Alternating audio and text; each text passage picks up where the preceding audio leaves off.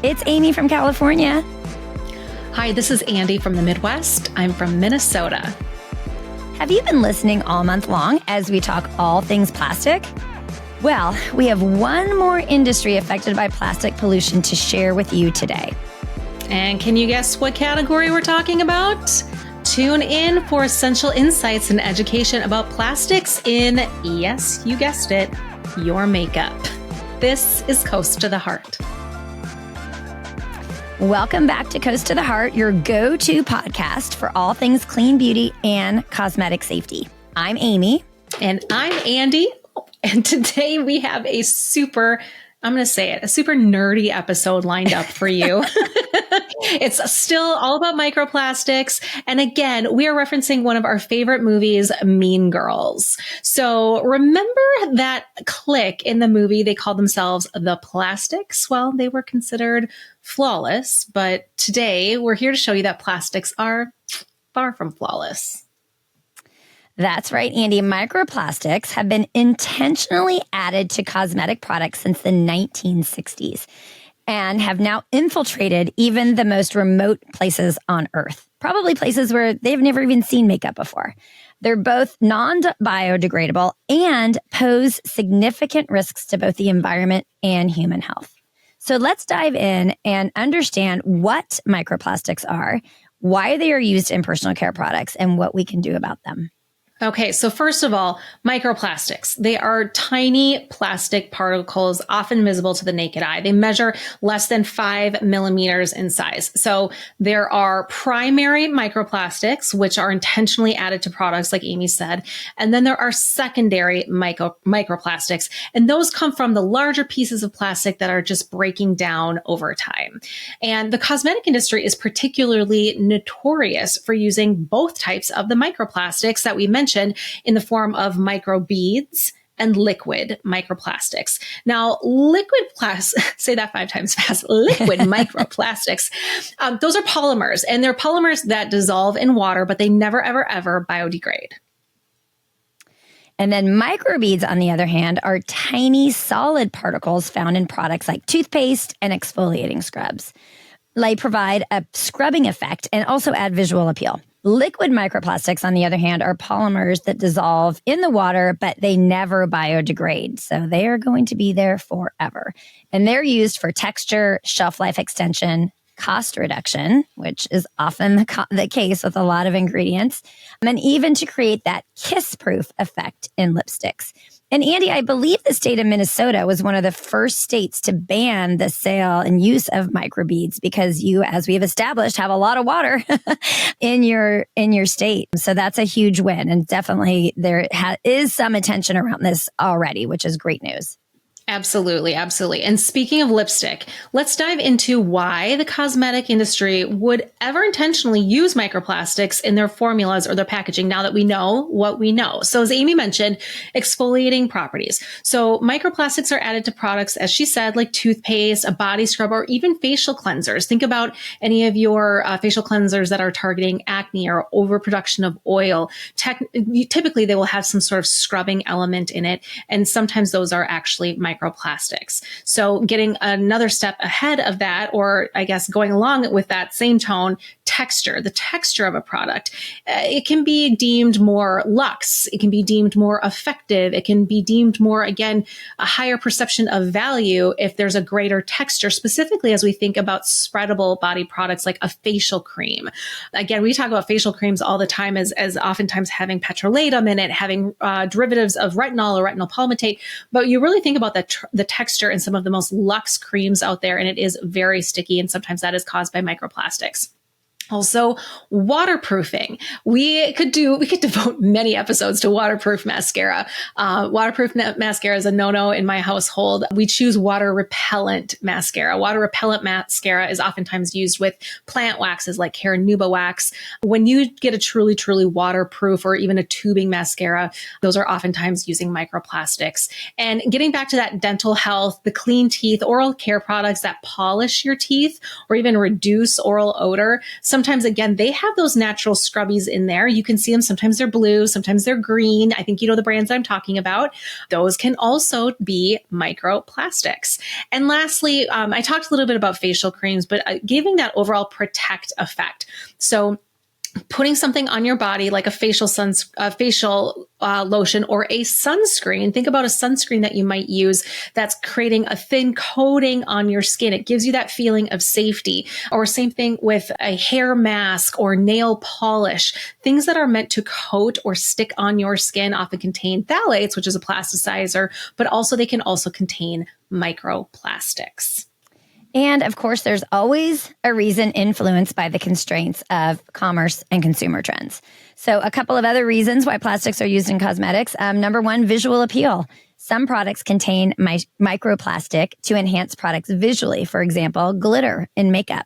Glitter comes from microplastics. It makes it look really pretty. Mica is also an ingredient that can create shimmer in makeup, and that's a clean ingredient. The industry isn't always so clean, but at least the ingredient is. So you definitely want to, if you're looking at something glittery, make sure it's coming from mica, not just the plastic form of glitter. Number two, shelf life extension. Some microplastics, especially liquid microplastics, act as stabilizers and extend the shelf life of cosmetics by preventing separation of the components in the ingredients and deterioration. So they're using this plastic to enhance the longevity of your products. But we all know you don't want to be hanging on to those products for a long time anyway, because bacteria can get in them, et cetera. So there's really no need to enhance the life. You don't want your makeup to live forever. And then finally, cost reduction. Some manufacturers include microplastics to simply increase margins by filling formulas with this cheap ingredient. So it's just a filler ingredient that's giving you zero benefit and in fact has detrimental effects just to fill the tube.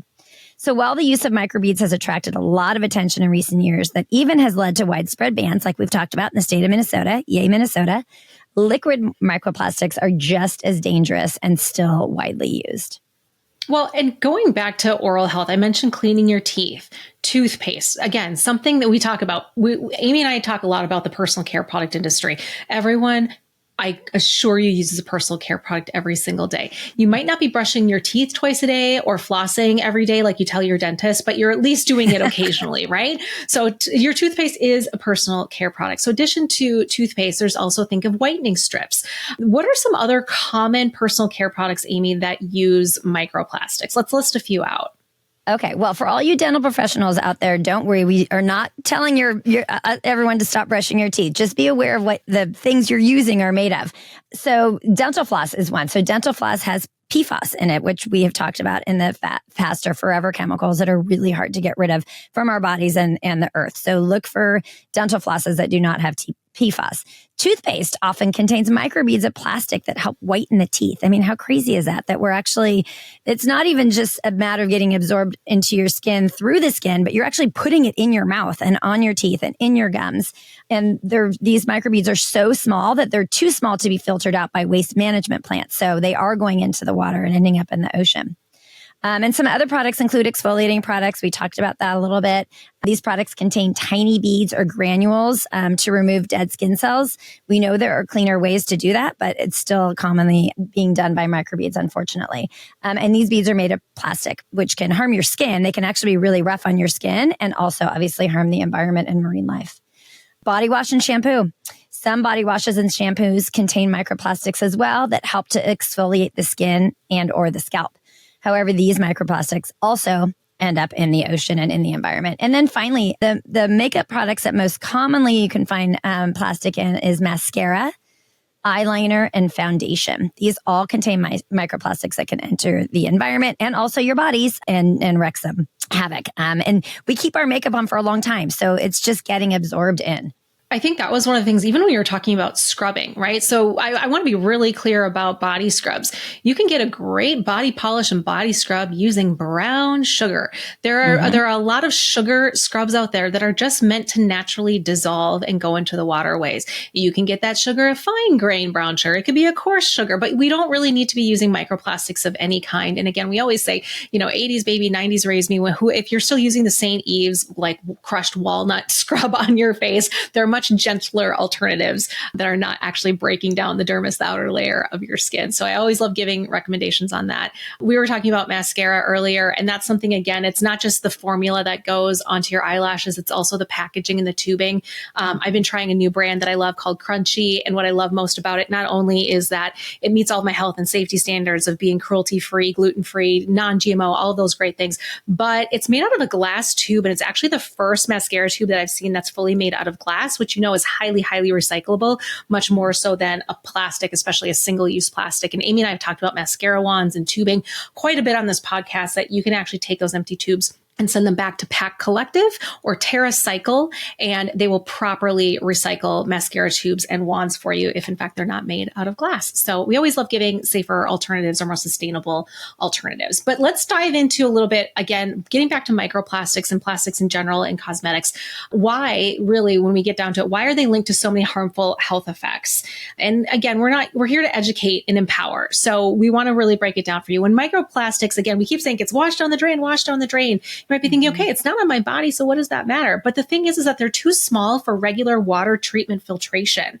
So not only do they end up in the rivers and the lakes, but they actually end up becoming part of your food chain. So it's actually coming back through the water that you drink or the foods that you eat. So you might not live next to, the land of 10 to 12,000 lakes or the coastline of, California, but it's really about how crops and foods are irrigated and your foods are nourished and what you eat and what you put on your bodies. And studies are showing that we are ingesting about a credit card's worth of microplastics every single week. So if you haven't figured out yet, while we are talking about this during Plastic Free July, now you know. I would much rather use a credit card for something else than ingesting plastic. all these new clean beauty products that you and I are trying. Exactly. Oh my goodness. I'd rather use it for that. I have a credit card's worth of beauty products on my counter right now. Yes, absolutely, Andee. And as it relates to human health, microplastics can cause inflammation, cellular damage, and even alter our DNA, which is just crazy to think about. So it's obviously got an environmental impact, but on our skin and our bodies, there's an impact as well. Luckily, there are more and more sustainable cosmetics out there without any microplastics and solo biodegradable ingredients. So it is definitely possible to get a plastic-free bathroom. It might take a little time, and we're not advocating to throw everything away and start all over again, but do that clean swap approaches as you're running out of your mascara or your toothpaste or your body wash. Before you just go back and buy what you've always been using, just take a second to do a little bit of research and find a cleaner option. You can switch to cosmetics made with plant-based and biodegradable ingredients. There are a lot more of those available. You can use the EWG Skin Deep database to find some options, as well as just, you can just use Google and search for plant-based, biodegradable, vegan options. You can also support zero waste brands. We love 100% Pure, we love Ilia, and we love RMS Beauty. These are all companies that are creating clean products and also really doing them in an ethical and sustainable way to take care of Mother Earth. And then avoid any products with the word with the ingredient poly in it. A lot of plastics are polyurethane, PVC, a whole bunch. But if you see POLY dash anything on your makeup ingredient list, which hopefully the makeup you're using, the company is disclosing the ingredients, I would just avoid that because most likely it is a form of plastic. Well, we talked about poly in a previous episode when we were talking about plastics and fashion. Mm-hmm. So we know it commonly as polyester. That is a plastic. It's a plastic form. It's plastic that's woven into that fabric to create that sleek, smooth feel on it. We also talked about poly being in plastic threading of clothing. So now that you know more about where to find it in your food and your fashion, try to look for it in your cosmetics as well. And we cannot forget our handy friend. We always love a good app, yes. The Beat the Micro Bead app. So this is another app that we'll link in the show notes. You can scan products to see if they contain microplastics. So Amazing. We love to put education and information in the palm of your hand so that you always, if you have a question, you haven't DM'd us on Instagram, you have some tools and resources for yourself. So by switching to natural or plant-based, we like to say, or biodegradable cosmetics, it's a great way to keep your bathroom plastic free. Like we said, download these apps that we'll put in the show notes. And again, these are just sustainable ways that you can introduce one new habit into your lifestyle. Maybe it's once a week, maybe it's once a month, but we're trying to introduce habits that you can stack into your life that are sustainable, that you can continue all throughout the year, far beyond Plastic Free July. And as we wrap up Plastic Free July, mind blown that another month has passed, we want to hear from you. I know we say that every time, but we really do. And thank you so much to those of you who have reached out. We want to hear what changes have you made this month, even if it's just one, or maybe it's a change you attempted, but it kind of fell to the wayside, but you're recommitting. No judgment here. We're all just trying to do the best that we can. So we would love to hear anything that you've done to help reduce your plastic use this month. Have you learned anything inspiring during Plastic Free July? Did you share anything with friends? Any tips that maybe were aha moments for them? Please let us know. Share your stories with us on Instagram, which is Coast to the Heart Podcast, and DM us at any time as well. And remember, like we said, every small step counts. Do not count yourself out if you're not making a big impact. Together, we can all make a big difference. Absolutely. Thanks for tuning in, everyone. Stay safe, stay informed, and keep making those positive changes. Until next time, this is Andee. And this is Aimee signing off from Coast to the Heart.